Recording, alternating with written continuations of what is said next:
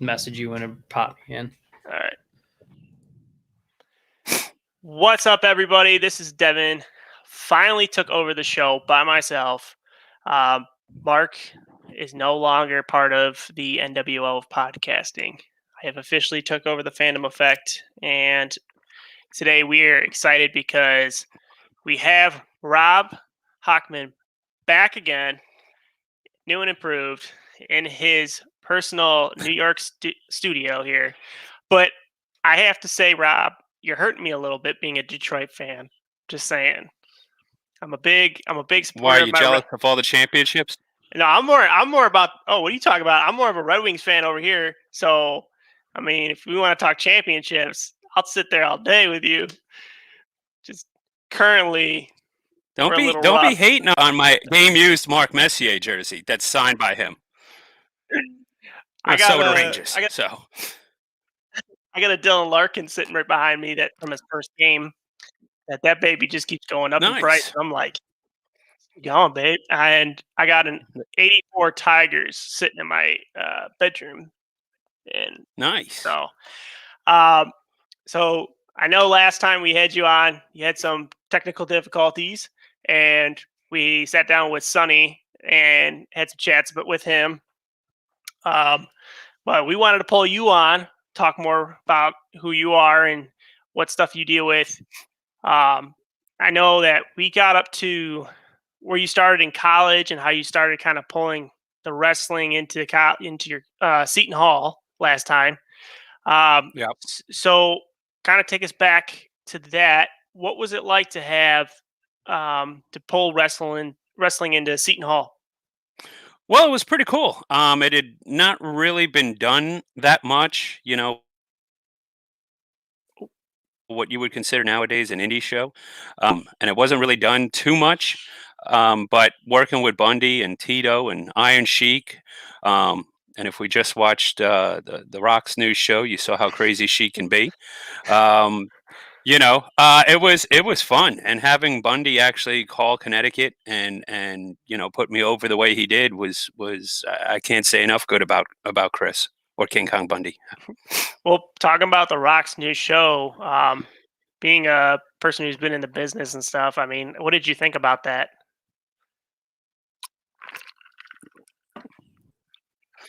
I actually, spoiler alert, I haven't seen it yet. I saw the coming attractions, but I DVR'd it last night. Last night was my wife's birthday, so I DVR'd it, and I think we're going to sit down and watch it tonight. I'm really hoping it's a lot like the TV show The Goldbergs, or what was the other one I told her last night that it was like, but similar to like the Goldbergs, the Adam Goldberg kid goes, it was 1980 something, and then he just goes off on a story, because you could. I mean, Rock, I'm sure, has got just immense amount of stories. Oh, yeah. Well, without spoiling for you, it's similar in a way. You could see from the information on it, it takes place with The Rock running for president in 2032 or something like that. And he's telling stories of his life. Wow. Okay. So it's kind of funny. Obviously, they Hollywooded up a little bit and makes it nice and fun for everybody. So what was it like to, work with these people like Sheik and Bundy and all them? Sheik was amazing. Bundy was amazing. Tito was amazing. Sheik, you can never have a dull moment with the Iron Sheik. I was later on working with Road Dogg Jesse James from D-Generation X, and we were doing we were doing a span of like autograph signings and things like that. And I'll never forget, we were at Metal Air in Giant Stadium, and we were supposed to do an autograph session there the following day. And so that night we checked in, and Road Dogg said, I'm going to stay in my room tonight, my hotel room, just kick back and relax. And me and a couple other guys, we were going to go down to the bar and have a couple drinks just to relax. We'd been driving all day. And Sheik comes out of the room, and he was going to come with us. And as we're getting in the elevator, This door opens up, one of the hotel room doors, and these two kids come out. He goes, and they go, "Oh man, it's the Iron Sheik. Oh man, it's the Iron Sheik." And Sheik goes, "Hey Bubba, do you have smoke? And they said, "Hell yeah, we got smoke." And he said, "Well, I have drink. You bring smoke. We go party in Bubba Road Dog room." Now Road Dog was going to sleep for the night. So we immediately hit the closed door in the elevator. We went downstairs. A couple hours later, we go back upstairs. And as the elevator opens, you start hearing this boom, boom, boom, boom, the music. And as we got close to the Road Dog's room and closer, the music got louder and louder. We opened the door, and here and like 30 people in the room, like crowd surfing and stuff all around the room. There's just plumes of smoke everywhere. And Road Dog just sits up like the Undertaker. He looks at what's going on around him, and he pulls the covers up over his head. The next morning he goes, "Man, I had some effed up dreams. I was thinking that Sheik had a party with like 40 people in my room last night." And we're like, "Yeah, that wasn't a dream." Never a dull moment with the Iron Sheik. And so then we actually tried to outrun him and ban him from Giant Stadium. And he actually giving autographed pictures away to the state troopers. And you hear over the radio as we're signing stuff, 567, Officer 567. We have en route with Iron Sheik to the back by the Ferris wheel, and we're like, "Oh damn!" And he comes with a cooler, and he's like, "Road Dog, I bring beer. Look, Road Dog, I bring beer." And we're like, "Yeah, we don't want to. This is an autograph signing." Sheik's like, "Sit, little boy, sit with Sheiky while Sheiky crack beer," and he's just pounding the beer. Oh. Never a dull moment with the Iron Sheik. So I can only imagine The Rock's going to talk about it. All right, screw you, Devin. That was uncalled for. Look who brought his way back into the podcast. I was just taking over. How dare you? I totally locked him in that basement. I thought he was good. I even stuck a chair in front of him, and it was awful. I'm docking your pay, which is 0. Oh, you're the one that's paying me? Oh, okay. Well, then I like Mark. Yeah. Yeah, it comes from Devin's credit card, but it goes through me. Oh yeah, we just stole some guy's numbers off of Craigslist. As long as it cashes. Oh yeah, it should. That's fine. As long as it cashes, I don't care. So Mark, you were missing out, man. We were learning some great stories about the Iron Sheik over here, and before you jumped in. Yeah, well, that's what happens when I get crappily locked in a basement. I'll have to fix the door up like that. I'm trying to remember the movie where the kids lock their parents in the basement. They have like this big prison yard like style door on it. That's what I'm gonna have to work on for next time. Sounds like a really messed up version of Parent Trap. Probably is. So Rob, working with all these different guys, did you get a chance to actually meet Andre as well? Get to work with him a little bit? I never did. I met Andre as a little kid. When I was little, and it's funny, Hulk and I were actually just talking about this a couple weeks ago. When the WWF would come to New Jersey, and they would wrestle in the Meadowlands, when they were done, they would eat in a particular restaurant. It was called the Lighthouse, in a tower building called the Galaxy. And a lot of the New York Yankees used to live there. Ricky Henderson used to live there. Guys like that. They would go and eat in this seafood restaurant called the Lighthouse. Well, when I was little, I used to think everybody looked like a wrestler, no matter who they were. And when we went to the Lighthouse, my parents and I wound up telling my mom when I was going to the bathroom, I said, Andre the Giant, you got Sheiky on my brain. Andre the Giant and Hulk Hogan are sitting in a booth right behind us. And she's like, no, they're not. No, they're not. And I said, come with me. So we went over there, and I brought her right to the table, and here's Hogan and Andre eating. And I said, that's Hulk Hogan. That's Andre the Giant. I told you. And my mom was like, I'm so sorry. And Hulk was like, it's okay. It's all right. And Andre was like, sit. Who do you like? And of course, Andre, I love you. And man, it was messed up when Big John Studd cut your hair. And we went on and on. It was great. My mom was like, we really got to go. I'm kind of hungry. I really don't care about this wrestling stuff. He may want to, but I don't. So, and when I mentioned it to Hogan, he goes, I remember the Lighthouse. He goes, the annoying kid that bothered me, not so much, but the Lighthouse I do. What's But, funny is yeah, that's no, my parents I now. never got to meet Andre, and a lot of the legends I met later on. That's my parents now. When I talk to I them can about, imagine. well, I'll be eating dinner with them at something. I'll be like looking at my watch. I'll be like, oh, You in the hair, it's I fine. gotta go. I gotta go. My mom's like, why? I go, I got wrestling on tonight. And she's like, really? What? Yeah, Really?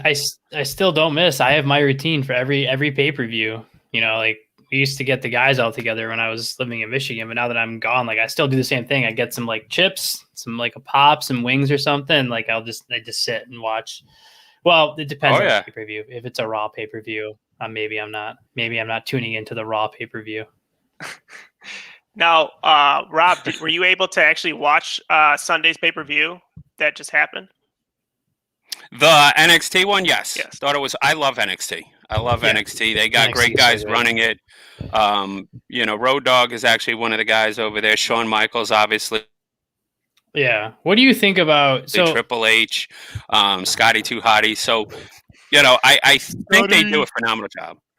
Oh yeah, no, NXT is definitely killed. The only thing I'll give NXT as like a knock on, I'd love to get your opinion on this, Rob, is I feel that in the last like year and a half, Triple H has really like kind of diluted the tag team division in NXT. Like to me, tag team division in NXT used to be like one of the top, like their top thing that they had.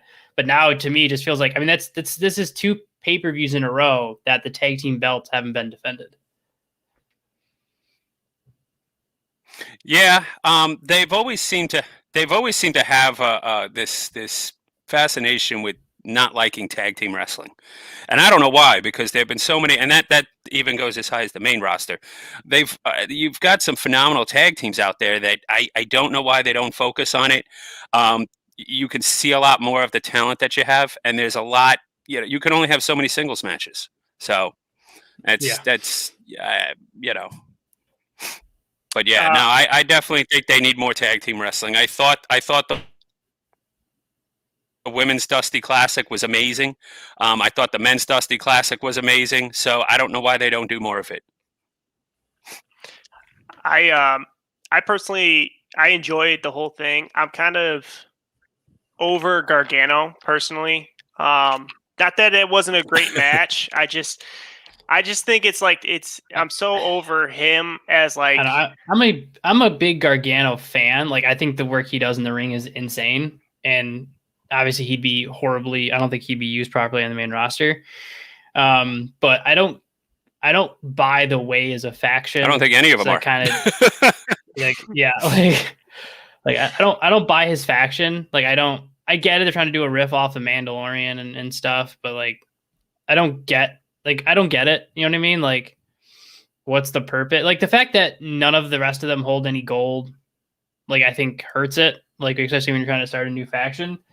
And I feel like if the point of Gargano still being there is to like help bring up other potential superstars, like whether it's for main roster or just NXT in general, then why not finally give the belt to Kushida, who's been terribly misused since you brought him over? Like he's never been hot, and you finally got him hot, and then you don't put the title on him. I mean, like that match alone shows what he can do in the ring. I mean, there's a reason why that guy has beaten like Shinsuke Nakamura in Japan for like the junior heavyweight title. Like, there's a reason why this guy is that good in Japan, like winning against guys that are twice his size because he's that good. So I feel like to me that was the biggest mistake on the card was not putting it on Kushida. There's the short answer and there's the long answer. The short answer is they don't like Japanese talent. They bring them in because they don't want anyone else to have them. But if you take a look at the Japanese talent that they've had, what have they done with them? What have they done to Shinsuke Nakamura? What have they done to Asuka? What have they done to Kushida? What have they done? Why haven't they? Shinsuke Nakamura and Asuka can't speak English well enough to cut a promo. Right. Why not have a Sonny Ono coming in and being their Paul Heyman, so to speak? Because they don't care. They don't mind letting Asuka go out there and sound like she's taking she had a couple burritos at the Taco Bell and it's now coming out. That's not the way. That's not the way you treat a talent. It's so funny you mentioned that, because that's literally what we had a conversation with Sonny with about last week. Was that same exact thing? Is that you have such great talent that is misused because they don't have the vocalization to cut the promos like they need to. So having that person is definitely needed. So, it just seems like they're just kind of like, they flounder a lot with people. They don't like, not necessarily what they have to do with it. It's just they just it's like Vince will, even if Triple H does a decent job in NXT, it goes up to Vince. Then he's just like, yeah, no, I don't see it. Like Asuka, obviously in NXT, you could have done any better. She never lost a single match. Like she won the title within like a couple months, and then she never lost a single match. I mean, you really can't do any better in NXT. And then she comes up, and the first thing she does is loses to Charlotte at WrestleMania, because why not? Well, not only that, but also why was Asuka afraid of Alexa Bliss?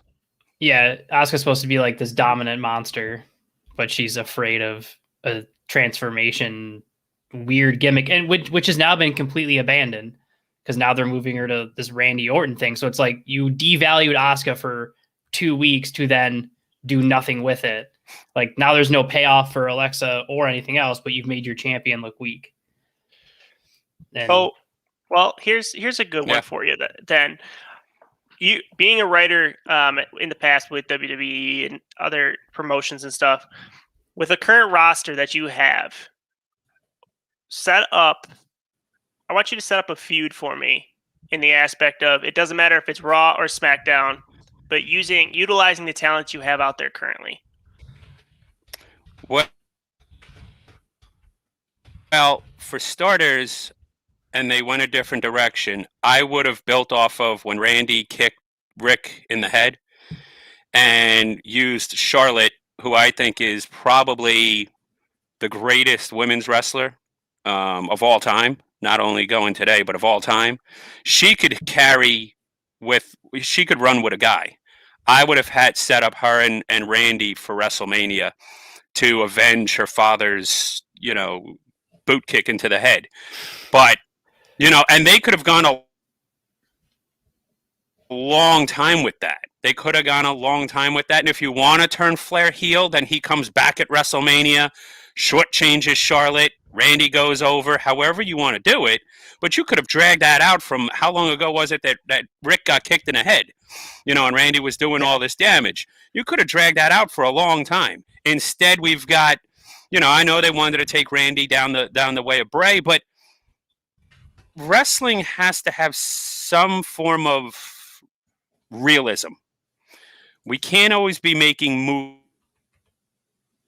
movies. Bray Wyatt is not Jason Voorhees. He doesn't come back 5 million times, and this isn't Friday the 13th. Randy Orton set Bray Wyatt supposedly on fire and killed him. Now all of a sudden, with the pentagram and whatever Alexa Bliss was doing, he's going to come back to life, and people are just supposed to eat that up and buy it.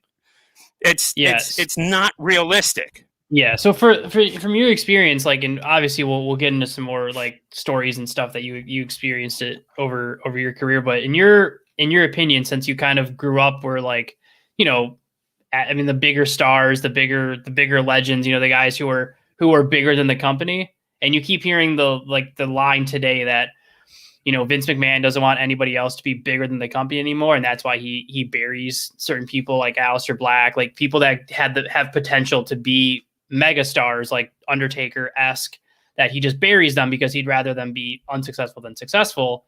How do you see like the treatment of superstars today versus back then? Like, how do you see it differentiating between like, from like back then to today? Like what do you see as like the big differences? Well, for one, like you said, he controls everything. Back when I was doing it and prior, The Rock was making movies, but he was still wrestling. John Cena was doing his thing, and he probably is the last one to do anything before that fall off happened. but they're not allowed to do anything now. And if they do, a la Sasha Banks, they have to do it under their real name and not Sasha Banks. When Rock was acting, it was The Rock as, whatever, name the movie, The Tooth Fairy. But now it's Mercedes, whatever her name is, as, and we can go down that rabbit hole too, because there's another Mandalorian star who is probably coming not too long from today to take a look at Sasha. So and they're gonna go down the Star Wars rabbit hole. Yeah, which was weird because normally in the past, like from what I remember, like WWE would always like highlight when their superstars were being on other things, like, hey, catch the Miz, like, in this, or catch John Cena in this, or, catch Roman Reigns in this. But like, they never made a single mention to Sasha Banks being on The Mandalorian. So yeah, I think it's just now like they're fully on like, nope, we'll let you do other stuff, but we're never going to mention it because we don't want you to get too popular. Sorry, I was cut out for a minute, so I just wanted to double check. I do want to I do want to say too, though, like, I don't know if it's not like that. It's because they don't have their hands in the production of it. Things that.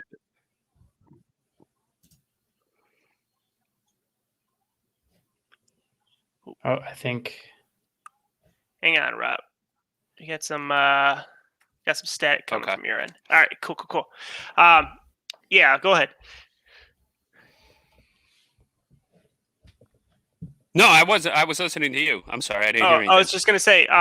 So what we were saying was what I was gonna say was that you also noticed that they keep changing their policy on whether or not these stars can do other aspects of life, like third-party aspects, whether it be Twitch or YouTube or whatever. And it's to me as a fan, I would actually like to see those people do that kind of stuff, such as Adam Cole or Jay Lethal. We'll take him from Ring of Honor. He's getting more connected with his fans, and he loves that. He said that he loves that aspect of it. Mm-hmm. Yeah. So, and then you get where it's like Adam Cole's the only one that's still streaming, but it's so regulated. You can tell per WWE that he can't any message. If you're in his chat and you try to mention NXT or like his match at TakeOver or anything, it's immediately deleted, and all his mods will just spam the same thing that just says he wants to keep it separate. And it's like, I don't think it's his choice. I think he's being told whatever agreement he came up with where he's the only one that's still allowed to stream, he can't mention anything about WWE at all. So he gets to interact with his fans, but I mean, let's be honest, me and Devin didn't start watching him on Twitch because he plays video games. We're watching him because he's Adam Cole. Like, that's the stuff that you want to talk about. So like what Devin was just saying with like Jay Lethal, like I've now played games with Jay Lethal on his stream, on his Twitch, talking with him like 3 or 4 times now. And, like those are, like that's just stuff that like he's just willing to do, where I don't know, it's just, it makes you feel like closer. I feel like guys that are like AEW guys are they're almost all on Twitch, and they're constantly interacting with fans. Like they can essentially do whatever they want. And now you've got AEW working with, and Rob, I'd love to get your thoughts on this. Like you have WWE, which is, Triple H says he's open to working with people, but let's be honest, as long as Vince is in charge, that's never going to happen. And then you've got AEW that's now essentially created a relationship with Impact, New Japan, and now is teasing a potential relationship with Ring of Honor, because Private Party from AEW just called out the Ring of Honor Tag Teams champs, Jay Lethal and his partner. Like they just called them out on Twitter, which that AEW is only letting them do unless they were thinking of doing something.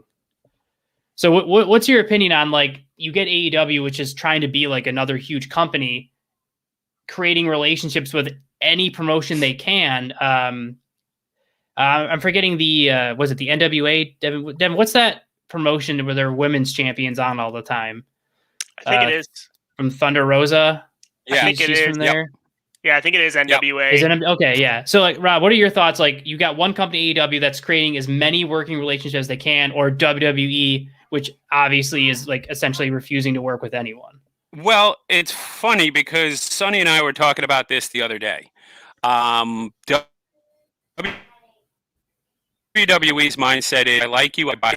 And it's that simple. If there's a Kenny Omega out there, they'll try and buy him. Now, does it always work? No, because we've seen that with AEW.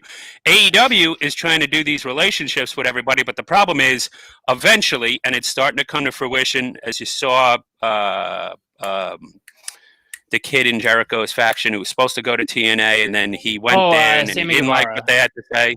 Thank you, Sammy. Sammy Guevara. So you're going to eventually have a breakdown. It broke down with the AWA and the NWA when they tried to do Super Clash. It'll break down eventually with AEW because everyone's going to want to, as they say, get their shit in. And TNA is not going to want to keep sending their guys over to lose. And AEW is thinking they're the high man on the totem pole, so they're not going to want to lose. And the Ring of Honor guys will be happy just to get on ATV. And I have the strangest feeling that eventually the New Japan relationship, as it did with WCW, will eventually break down. There's too many chefs in the kitchen, so to speak, and too many people are going to want to control their own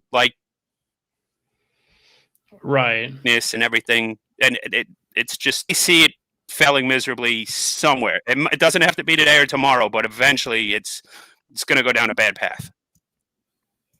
That's why the WWE philosophy is better.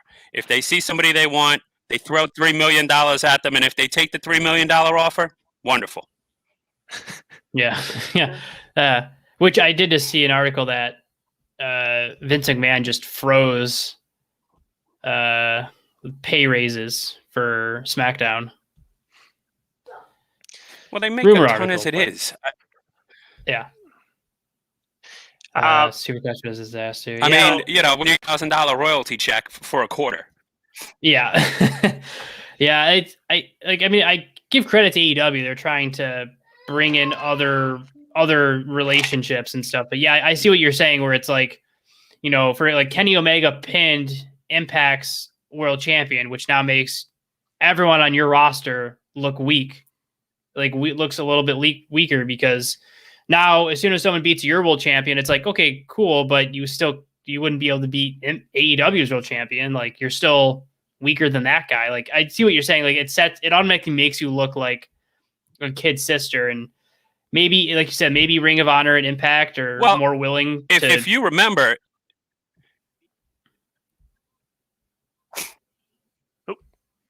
If you remember back in when Nitro was on, when the NWO came, Kevin Nash and Scott Hall held the entire WCW roster off with a baseball bat.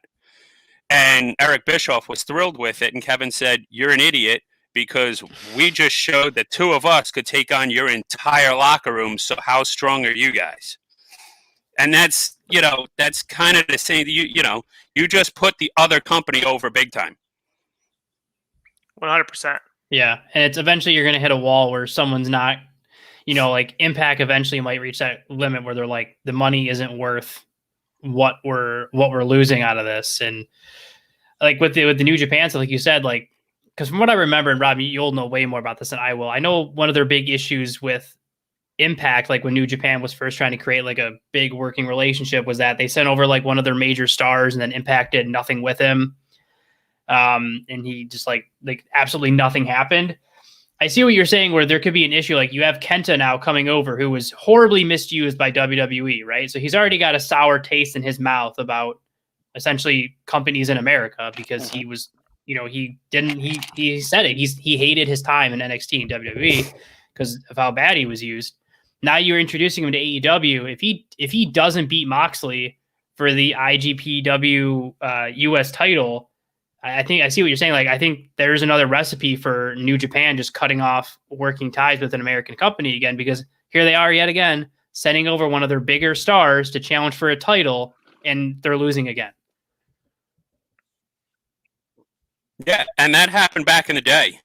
Jericho tells the best. WCW had a working relationship with New Japan, and New Japan had sent one of their guys over. They were doing a two out of three falls or three matches Jericho was having with this guy, and they beat the guy once. They beat the guy a second time, and Jericho said, "You know what? It'll look really good on TV to send this guy home to Japan. He'll blow up like $1,000,000 if I let him beat me. What's the big deal? On Nitro, it's not gonna. It's the opening match. It's not gonna hurt anything." And the bookers in the back said, "Nope, you go over again." And he sent the guy home to past the relationship. So, Jericho knows it best. And it's funny that one of the head guys in AEW now, who is going to be responsible for ruining a relationship, is the guy who knew 30 years ago not to ruin the relationship. Well, I mean, they learn from their mistakes, right? I mean, that's the biggest thing. So, Rob, I know that you and Sonny have got your fingers in a few little things here and there. Are you able to actually talk about what you guys are currently working on together? Yeah, absolutely. We were actually the actors for Pro Wrestling Noah, Pro Wrestling DDT, and Tokyo Joshi, which you're all seeing on Fight TV now. So you can do it via the Fight TV app or Fight TV network subscription. And yeah, we just do all their Japanese wrestling. We do the English commentary for all that, which is a lot of fun because it's really a lot of hard hitting, straight shooting, balls to the wall action. And I really like it. Sonny, when we go off the air, he gives me a little bit of stories as far as what they're doing, because obviously when they're cut, but it's a ton of fun, and we've had a blast doing it. It's been awesome. I've actually watched two guys straight up get knocked out in a Noah tournament that we were calling, and it wasn't supposed to happen. They stiff each other so hard. They're so snug and so stiff. They legit knocked each other out in the middle of a match. So it's great. What do you do when you're calling? No, so I was gonna say, what do you do when you're calling a match and something like that happens? How do you? Because you're commentating it, obviously. What are you supposed to do? Well, that's actually the best part. When you're in WWE or TNA or WCW or AEW, they have what's called a run sheet. And the run sheet will actually, it goes down exactly what they're going to do and how they're going to do it. It may not go move for move, but it will give you, minute breakdowns of how the match is supposed to go. They don't believe in that in Japan. They believe in you're told you go 10 minutes and you figure it out from there. And that's it. And that's a far cry on how it's done here. When the guys are told they go 10 minutes and you get knocked out in the first 30 seconds, it's sort of like calling UFC. Yeah. So basically what you're telling me is you're the New York version of Joe Rogan. You guys there? Yeah, it's all right. Mark? Yeah, I'm still here. Can you hear? Can you we're this, Rob? here. I think. Rob, are you still there? Yes. I'm actually cuter. I'm better looking. I have more hair.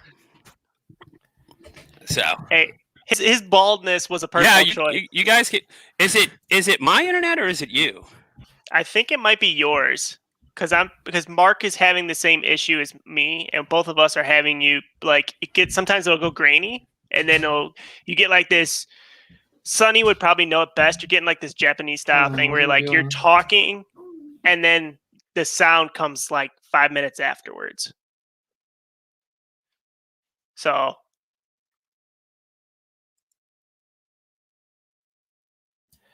When we can get this quickly fixed, we do have an interesting fan question for you. Let's see here. I'd say maybe drop out and come back in, because when you started, you were pretty good. So I'd say if you can hear us, Rob, drop out, Yeah, drop out, come back in real quick. Let's do this. Okay. Sorry for the technical. We need one of those signs, Mark. They have like the cats. Okay, buddy. Yeah, I don't think there's any way to. We need we need like a video clip that just like is a nonstop counter that just like is a permanent repeating video clip that just says technical difficulties. I guess I could make something. Well, once I get done with Adobe Premiere Pro, I think I'm actually going to go. I think I'm going to change my order and go to After Effects because I'm really, really interested to learn After Effects. So I think I'm gonna. What, after watching Ziggy Dice's stuff today? No, just in general. Like I have other stuff I want to learn. I just have a feeling I'm gonna enjoy that more. My No, God, you're okay. Dude, I wish you could have seen. Yes, I'm sad. I wish you could have seen Ziggy talk today. Oh my gosh, I was rolling watching his stream. Here we go. Rob's back. Oh, sorry. We both clicked on it at the exact same time. Way better. There we go. There you go. Much better. Here we go. Yeah, there we go. Yeah, now you're good. All right, let's jump right into this because we got an interesting fan question for you. So we have a question here. What heel should have defeated Hogan for the WWF Championship? Rick Rude, Mr. Perfect, or anyone else that you would have thought? Definitely not the Ultimate Warrior. But you know, back then, well, I wouldn't have taken it off of Macho that fast. You know, I would have liked the DiBiase run. I felt he never got a chance. Andre couldn't go, so it's not like he could have beaten Hogan. So, you know, if they were gonna do the deal where they did that tournament in Trump Plaza, I would have stuck with Macho Man for a lot longer than they did. Okay. And definitely not Warrior though, because he didn't know what he was doing. It was all the coke. That's why he knew what he was doing. It's just he couldn't think about it. It's all the coke. Yeah. I have an interesting question. So, Rob, you know, because you told us before, like you do a lot of like traveling with these guys, like to various different events and stuff. Like, so you don't obviously you don't have to name names if you don't want to, but like, what's it been like when you're like traveling with these guys and like the guy's clearly not getting his due or like, you know, is being like misbooked or you know whatever it might be. Like, what's kind of like that experience like when you're like when you both obviously know the insides of the business. What are those kind of experiences like with those guys? It's rough. It's rough, especially when you know that they should be getting the push that they're not getting. Wrestling is, and I'm probably not going to say something that's not unknown. Wrestling is more politics than politics or politics. Wrestling should have its own like Fox News or CNN channel because they're more politics than the real politics. All right, I'm going to write that note down right now. We're going to create a new show. Yeah. That's it. Well, That's it. And you could do like a Fox News thing every hour. Somebody has a different show about, you know, who's politicking who. You know, I don't know other than Dave Meltzer trying to like fake, you know, create stories if anyone would ever be honest, but for fear of losing their job. But you know, that would be it's more politics in wrestling than it is in real life. It really is. It's sad because me and Mark talk about all the time about how much we hate that like Aleister Black, Ricochet, you know all this. You have all this talent. Yeah. That they essentially sit on the bench and wait. Yeah, they just and that's why the article again that Vince McMahon is officially like done with Aleister Black. Like he essentially now it's just waiting for his contract to run out so they can let him go. Like he doesn't see a single thing in Aleister Black worth pushing. So he's like the article that I read says that he's just done. He's probably going to be even more done after tonight. You know, it's Wednesday night. AEW comes on in an hour and 20 minutes.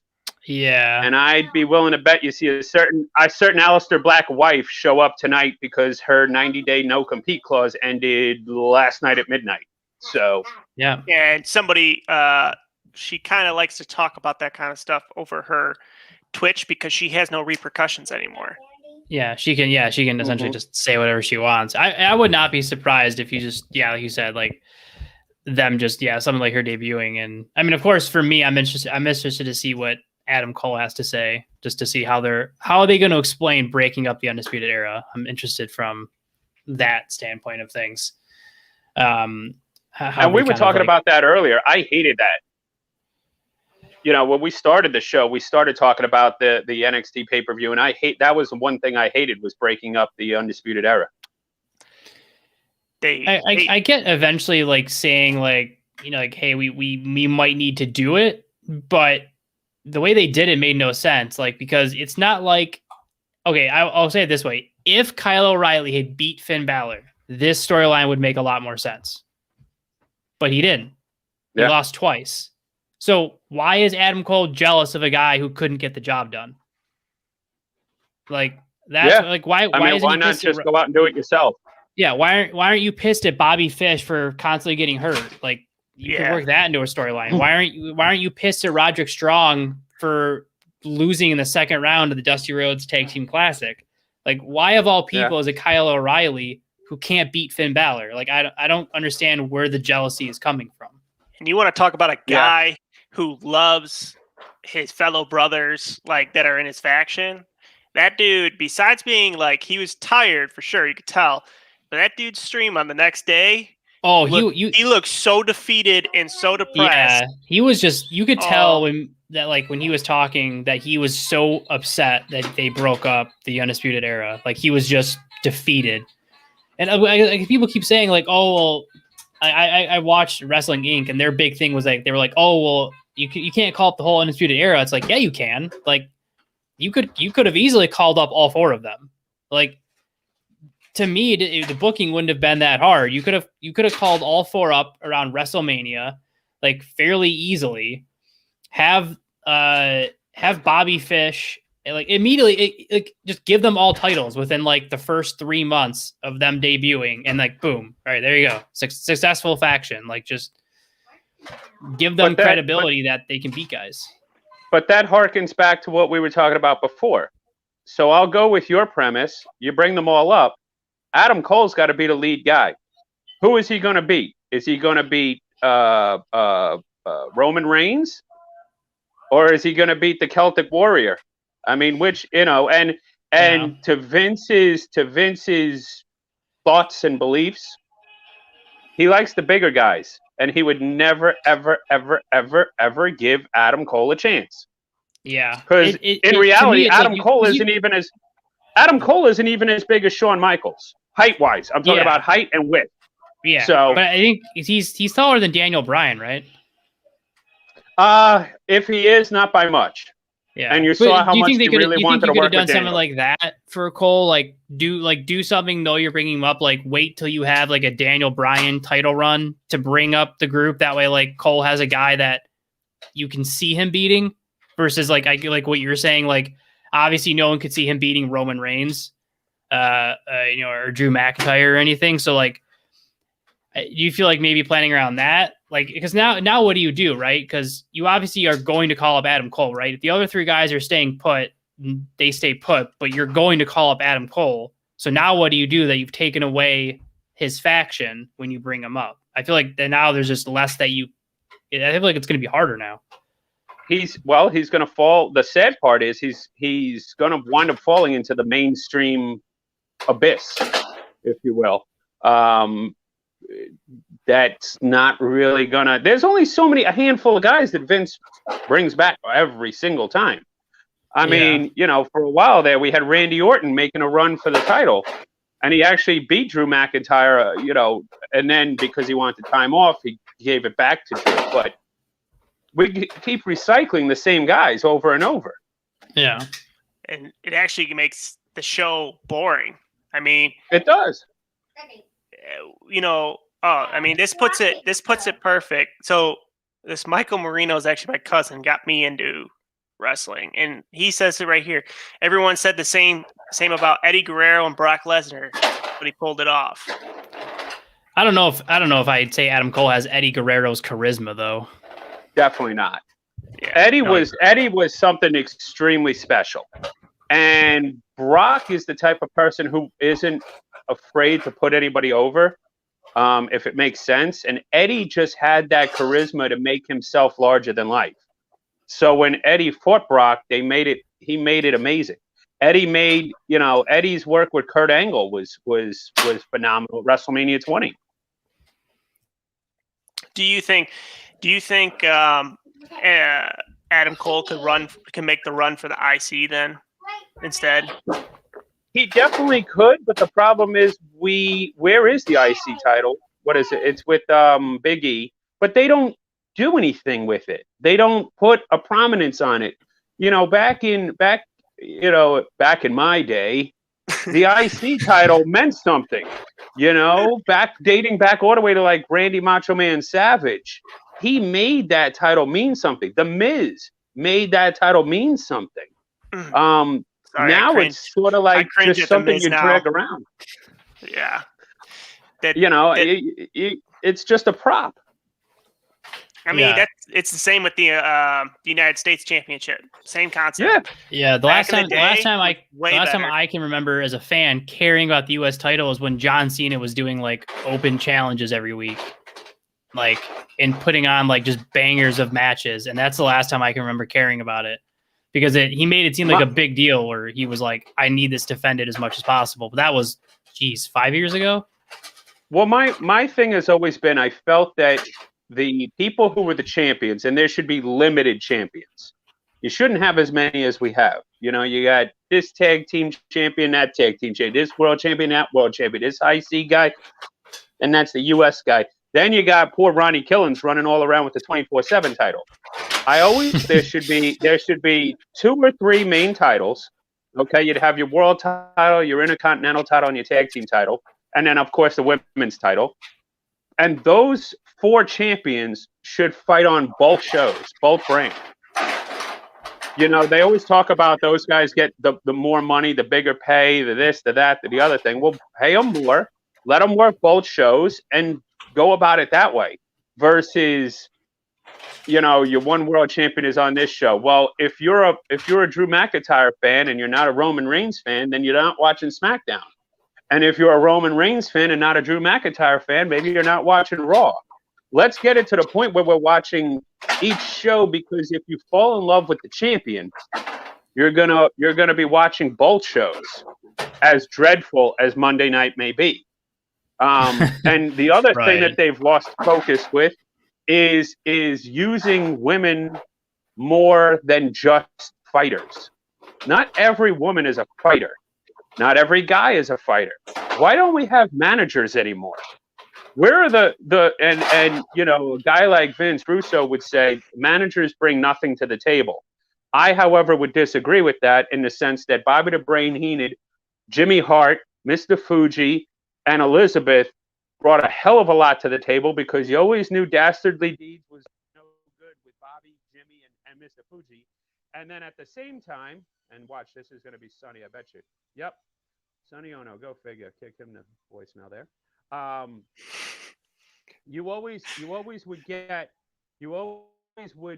Miss Elizabeth. It was must watch TV when Elizabeth was on.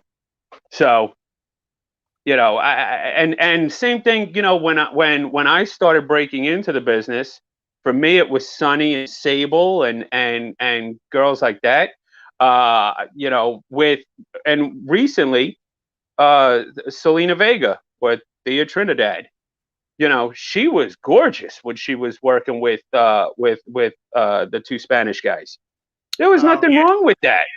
Andrade. Andrade. Andrade. Again, the same article says that Vince doesn't like him either, which is shocking because he's engaged to Charlotte Flair. So you'd figure by proxy he'd get a rub, because that you could piss Charlotte off. But yeah, from what I've heard, Andrade's healthy, and just Vince doesn't see him on anything on Raw. And now Keith Lee is like mysteriously disappeared. He was supposed to be in the Rumble, from what I heard, and he got I know he got pulled from a recent match because of Mia Yim got COVID, and so he quarantined for 2 weeks. But then for some reason they didn't put him back for the Rumble, and then he's supposed to be in the Triple Threat this Sunday, But now I'm hearing that like it's in jeopardy that he might not be there, and it might just be Matt Riddle versus Bobby Lashley. And because Keith Lee wasn't on Raw, like he just you'd figure obviously if you're having a triple threat for the U.S. title, all three guys are going to have some sort of face off or something, and Keith Lee's not on Raw, so now Keith Lee is disappearing. Like, well, that was another guy that he was great on the NXT roster, and then they brought him up to the main roster, and again, what have they done with him? It's almost like everybody at work wants the promotion. No matter what job you have, you always want your company to recognize you and give you the pay raise and give you the promotion and give you the rub and the nod. When you're in NXT, it's almost like when you see Triple H coming down the hallway to say, "Can I talk to you?" You're going, shit, no. I mean, the only guys who made something of themselves were Enzo and Big Cass back in the when they got called up. Yeah, and then Enzo knocking himself out on the ring. Then Enzo. Well, Enzo's the reason. Enzo is the reason why Pac left WWE, because he was so upset having to lose the Cruiserweight title to Enzo that he walked away from the company entirely. Now, I get it in the sense of like Enzo was so good at talking that him being on 205 Live, they showed by downloads and watching doubled the audience of 205 Live when he was the champion, because he was so good at talking.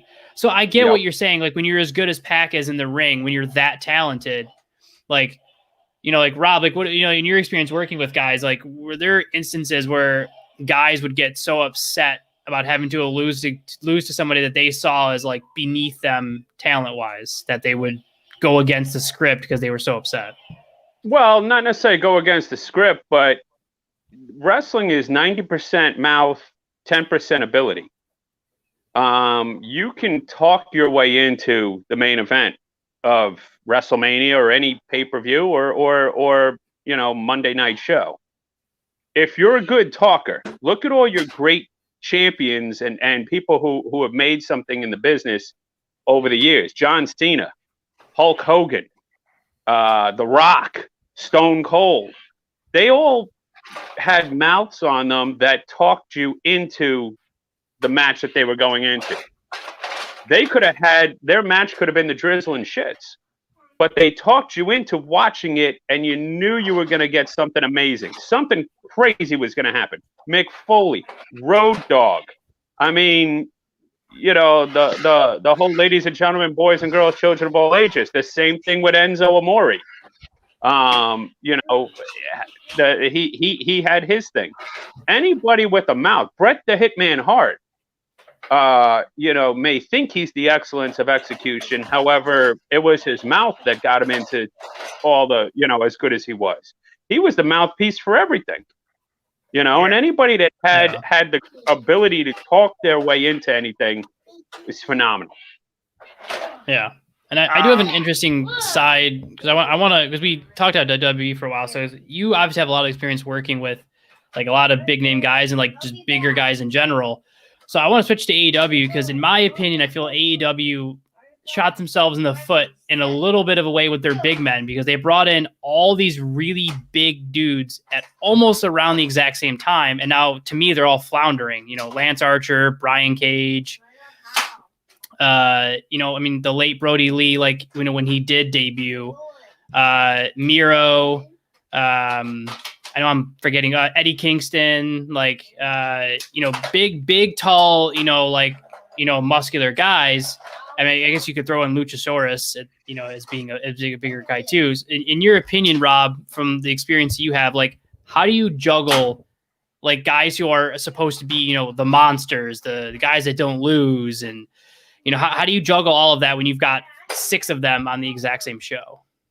Well, the juggling is not the hard part. I think where the unfortunate thing, and it's not AEW's fault, and it's not WWE's fault, and it's not NXT's fault, it's COVID's fault. Because if we were in live arenas when the guys you just mentioned in AEW debuted, take Brody Lee, that whole faction had everyone by the seat of their pants wondering who the leader was going to be, and they had to debut Brody Lee during COVID, so you didn't get that pop.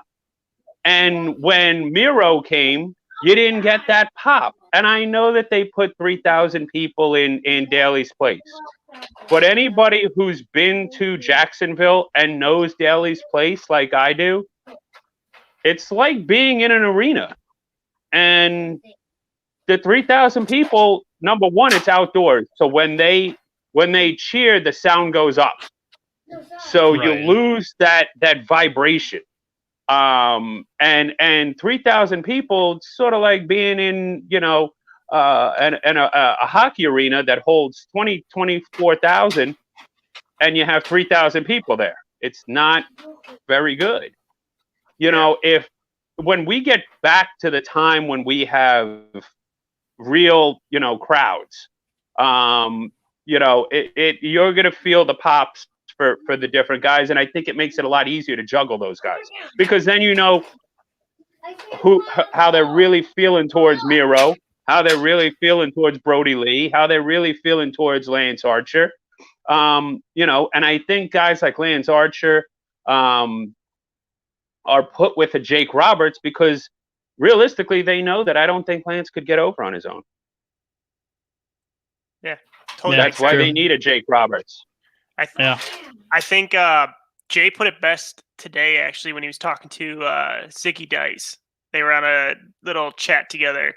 And he said, like, COVID has definitely opened our eyes to how much a crowd changes wrestling. Yeah. And he laughs. He goes, we're still out there. Ring of Honor's still out there, and we're still wrestling. And it's so funny that we have to just go out there, and we're basically just, there's no pops, there's no nothing. There's maybe a few people in there that get to come in because of COVID. But other than that, it's just us in a ring, just doing our thing. Like, he's like, it's almost like you're sitting out there practicing, essentially. And it's so weird for him. And here's, case in point. One of the things I did in WWE was I worked with Crime Time. And when we debuted Crime Time with the vignettes, they would put them just like on your TV. They would put them on the big screens in the arenas. And you would sit or stand in certain areas of the arena to see how the fans were reacting to it. So when we did the first one and we robbed the convenience store and they looked in the camera and, shout out to Jimmy G, and they spray painted the camera and they looked really stupid, but it was funny. The place in the arena where we were debuting this exploded with laughter and they couldn't wait to get more of these guys. That's how we knew we were onto something. And if they're laughing in the building, then they're laughing at home. Well, with COVID, I don't know if the fans are laughing, cheering, booing, wanting to throw Coke cans at us. You have no idea. Now, you have no idea until the next day when people go on the dirt sheets and write, oh, I hate this, I hate they did that, I hate this, I hate that. Second point, NXT, when Adam Cole, broke up the faction, you would have heard the world come to an end if that was a live, real audience. Spoiler alert, they pumped the crowd noise into the Thunderdome as well as the NXT building, even though they show you there are people around the thing. Those people get muted out. Oh, they 100%. pump the crowd noise in, which is why Roman Reigns has gotten over as much as he has, is because now you're not hearing people say, you suck, you suck, you suck. They boo, but then they turn the noise down. He gets his point across. Roman was the type of guy who got distracted very easily. So when the crowd didn't go the way he was expecting it to go, and he was supposed to be the chosen one and the second coming since The Rock left, and he was a big guy, and Vince believed in him, and probably in Vince's way gave him the speech of, pal, this is your time, and you're going to make it. and then the crowd said, "Screw you! You're shoving them down our throat." Roman got knocked off his game. Yeah, and that's the difference between a guy who can talk and a guy who can't. Steve Austin didn't care whether you booed him, cheered him, loved him, hated him. He got his point across. He gave his middle fingers in the air. He drank his beer. And sometimes you cheered and sometimes you booed. Sometimes he was a good guy. Sometimes he was a bad guy. Sometimes he was a bad guy and they loved the bad guy. Sometimes he was a good guy and they didn't like the good guy. So, but the crowd noise really plays a factor. And until we get back to, normalcy, it's going to be a juggling act to try and figure out what people like and what they don't like. Imagine Imagine back to when Daniel Bryan and his WrestleMania 30 run.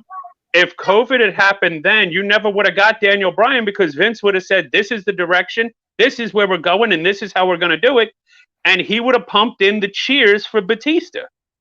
And he would have drowned out Daniel Bryan. Yeah. The only 100%. Reason the Daniel Bryan thing worked is because everyone demanded it. But he doesn't care what you write on your website or we say on a podcast or anything. He's now with COVID, Vince is in his glory. This is every Monday, Wednesday, and Friday is like Christmas for him because he's like, I'm going to jam this down your throat and you're going to love it.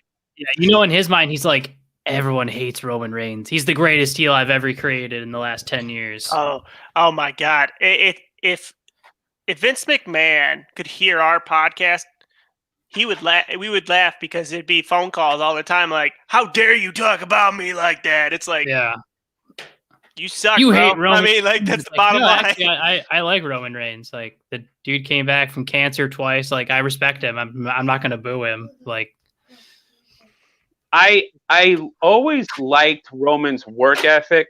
The problem with Roman was, like I just said, when the crowd didn't go the way he was told it's going to go, he got flustered.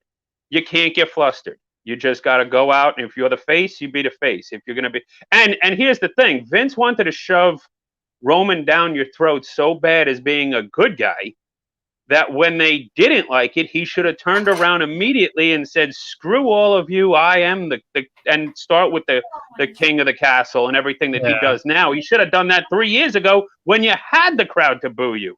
Yeah. Now we don't need the pumped in boos. Yeah, if you think back to 3-4 years ago, and I think we'll do a final question after this. And when the Shield reformed or whatever a couple years ago, and then they just kind of decided to go their own ways. Naturally, if you go back to then, you have Roman Reigns, who was obviously being heavily booed at that time. You have him pull the Seth Rollins and betray the Shield and start this whole king of I'm the head of the table gimmick. Yeah, I think like you said, like that. He'd be still now like the top heel because of how much heat he would have gotten. Because people were so excited for the Shield to come back that if he's the guy that they're already not liking, that takes that away from them. Like, and how long? And here's the other problem. Here's the other problem that we have now with Roman. This is going to end with Roman and The Rock. But we're not getting that this WrestleMania. So therefore, they're going to have to drag Roman all the way to Dallas next year. And they're going to have to hope that this COVID thing is gone. Or, we're allowed people back in the stands. Because if we can't, you're going to have to drag Roman again to California. Yeah. Yeah, how long can you keep it up for? It's gonna be a rough one with him. I'm gonna tell you that right now. We know it's gonna be a rough one, and it's gonna be even worse over on Raw because they don't got anything going for them over there. Yeah, but I guess for Roman, it's like at the end of the day, dude, you're going Hall of Fame. So I guess in his mind, it's like let people boo whatever you want. Like, he's he's making more money than anything, and I mean, he's being paid. So, I mean, at the end of the day, it's like, it's going to be interesting to see how he handles it. Like you said, like when crowds do come back, like how fans are going to react to him? Is he going to get because if you boo him, then you're giving him what he wants. I'm curious if he's going to get like the dead silent treatment or something where he's not going to get a cheer or boo. It's just, he comes out and there's just nothing. But what if the fans are so happy that he finally did turn heel, and now when he comes out, they're cheering him, and Vince is going, "Shit, we did it again." And then in Vince's mind, that means turn him face again. When in reality, it's like, no, they're just really enjoying the heel work. Keep him heel. Mm-hmm. But in Vince's mind, he's like, oh, that means turn him babyface again. So I could see that happening. Well, It's it's interesting from here. I mean, it'll be very interesting. So Rob, we just, we're going to wrap up here. I just want to ask you again, where can people see some of the work that you're doing currently? Well, they can go on Fight TV. Fight TV has a phenomenal app, and actually, it will actually sync to your TV. So if you have a smart TV, you don't have to watch it off your tiny little Android phone or your iPhone or anything like that. You can actually download the app on your phone and sync it to your TV. You can look up DDT Pro Wrestling. You can look up Pro Wrestling Noah, or you can look up Pro Wrestling, which are the 3 brands of Pro Wrestling Noah. Coming up the end of this month, we're going to be taping for the new Noah program, which is called Glee, which the Great Muta just won the world title for. So that is going to be pretty interesting coming up. Big fan of Muta, and I can't wait to call all their matches. Like I said, give them a chance if you're a fan of pro wrestling / UFC. These guys are as hard hitting and as stiff as possible. And like I said, that Noah tournament that we called, that's on Fight TV, 2 guys legit knocked out. Yeah, it's we're waiting to catch up, but yeah, can't imagine getting knocked out in the middle of a match. I mean, worse things have happened, but I mean, speaking from that, just in itself, getting knocked out in a match and then like having a guy like waking up like, did I win? Like, no, you both knocked each other out. So, like, seeing if Rob comes back. Yeah, well, we can do our wrap up stuff. So, yeah, I mean, we need to bring Rob on again for everybody just to dive more into. Wait, there we go. There we go. Okay, there we go. Okay, cool. We were like, did we lose him again? So it wasn't me. I was seeing everything. Your 2 screens went out. Oh, that's weird. Okay, so we had Fight TV and stuff like that. Noah, is there any social media that you want to plug as well, Rob? Absolutely. At Rob Hochman, Hochman, not with a K, but with an H. And also, you could find me on Twitter. You could find me on Instagram. You can find me on Facebook. I'm all over the place. All right. And what negative message would you like to send us to Sonny Ono? What he's got to stop riding my coattails. It was actually kind of funny. He actually riding coattails. Yeah, I'll text him real quick. Hold on. He actually just came to visit. He came down to Disney to visit last week for Valentine's Day. And the entire time he was here, he kept calling and texting and calling and texting. And I said, Jesus, you're in Disney with your wife. Why don't you enjoy that? He said, well, I got to tell you this. I got to tell you that. So finally I said, let's go to dinner. We went to dinner, and he wound up dropping $500 on an amazing meal, which I thank him for. But he was like, man, you really know how to drink. And I said, we didn't have that much to drink. And he goes, well, the drinks were $40 a piece. I said, well, I knew what restaurant to take you to. Well, before you kind of start cutting out there, we were saying we're going to have you and Sonny on together to hear these stories that you guys have together. Plus, we need to hear what's happened in North Korea, because that was a story that he said that we have to bring him on again to hear. It would take a whole episode, so he said he'd come on again to talk about that, and we'll have to do like a 2-parter. We're gonna have to like come on, do the North Korea, and then go over like some of the stuff and guys that you've worked with and different experiences and stuff. So perfect. But Rob, we'd like to thank you again for coming on. It's been a pleasure, as always. For those out there, go check out Rob and go check out Fight TV. They got tons. I'm gonna start watching Noah now. Yeah, they got tons of great stuff on there. I mean, you click on Wrestling Mark, and it's just like just 50 different things that are definitely way better than what's getting shown on WWE right now. Yeah. And the dudes hit twice as hard as always. So, Mark, where can people find us at? So, as I do what Devin will never be able to accomplish, and show him how to properly do things in the world of entertainment. It's all right. He'll never get there, but it's okay. Facebook and Twitter at Phantom Effect. Pretty simple on that standpoint. Make sure you follow us on both those platforms so you can just keep up with not only when we do stuff like that's live here, but me and Devin post funny stuff to our Facebook page and do contests through that and stuff. So you got to catch out on there. For our podcast, pretty much every major podcasting platform except for like the new one. What is it? Amazon, because Amazon hates us. Mm-hmm. But Apple, Spotify, Pandora, all the good fun stuff around there. YouTube is Phantom Effect Podcast. Obviously Twitter. Devin is Dreamy_Kong. Myself is Bushido Geek. If you want to check out some cosplay. Devin, before we go, because I know you guys are running through all your stuff, but I know you mentioned earlier you're a big Detroit fan. Oh yeah. I wanted to show you something that the people of Detroit don't get to see often, and it's an actual Super Bowl ring. Because I did used to work for the New York Giants, so I wanted to like rub that in your face before we had to sign off.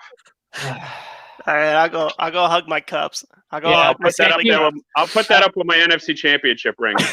I'm always going to be a Detroit Lions fan, so this also hurts. Lots of different things. God, I hate you so much, Rob. All right. Well, on a depressing end, if you're a Detroit fan, as Rob just shows off a championship ring from the Giants. We do not give away those on our Patreon, which is Patreon at Phantom Effect Podcast. That's showing at the bottom. Right there. You can go ahead and support. This week, we do want to shout out to Justin and Mark Kaz as well.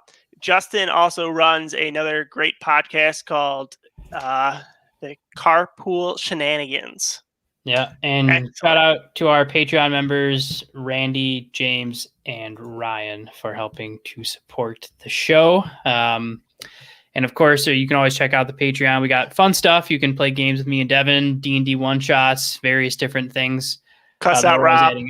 Last thing is, if you do want to follow some of my other stuff on Instagram, it is just the.bushido.geek. That's about it. As always, make sure you keep just finding new stuff to believe in. Don't ever feel ashamed or sad about getting into a different fandom, or if you don't know anyone who's into different things. It's all about finding those friends that are into things, creating those new experiences. And of course, when you do find one fandom, 3 more will rise to join it, because this is the Phantom Effect. We're all connected in some way or form through our different fandoms and experiences. And that's what we're about here, is connecting all you guys together, creating a fun little community. And I don't really feel like letting Devin talk, so I'm just going to end it at that. So thanks again, Rob. I just don't want Devin to talk. You guys are the best. Talk to you soon. Run credits. Run credits.